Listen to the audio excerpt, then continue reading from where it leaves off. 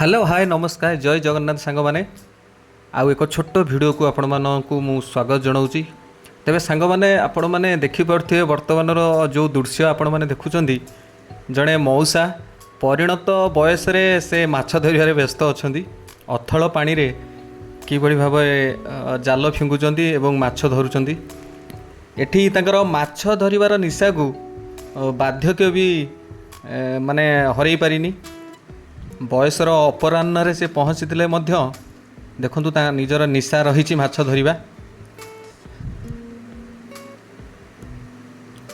अथल suo चली माने अथल पानी सुए भी चली मौसा तांकर जाल पकेबार व्यस्त।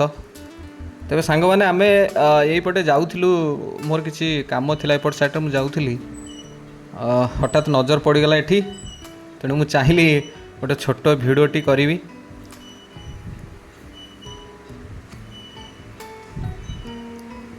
मौसा को भी आम पचारू जे मौसा आपन को तो एत बयस है तथापि आपण ये अथल पानी रे जाल पकाउं डर लगे नी। मौसा मुझे कहले ये मोर छोट बड़ू अभ्यास रही मो पिला बड़ू माछ धरे तेणु एठी जेते पानी हेले भी मते भय लगे नी।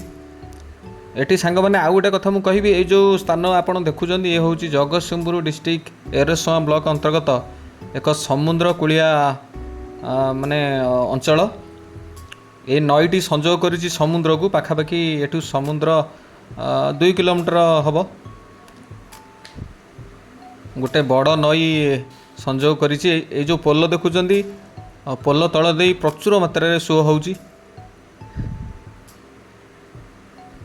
देखो मौसा तांका साइकल टी रखी देइछन्ती एकाकी जाल पकेबार व्यस्त अच्छा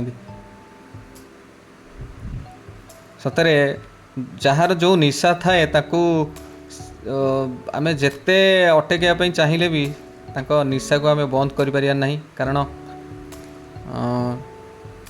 तांकर जा अभ्यास रही से ही निजको नियोजित रखिछन्ती। एठी आउ गोटे कथा भी उठे पेट पई नाट मौसा ये माछ धरिबा बिकिया लक्ष्य रखुना निजे खायापाई रखिछन्ती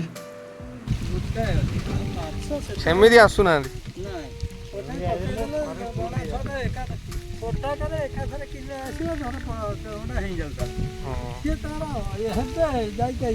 तेरे सांग मैंने ये छोट भिडियोटी आपण मानू केमिति कौन लागला निश्चिंत कमेंट करी जणेबे। रहिली जय जगन्नाथ।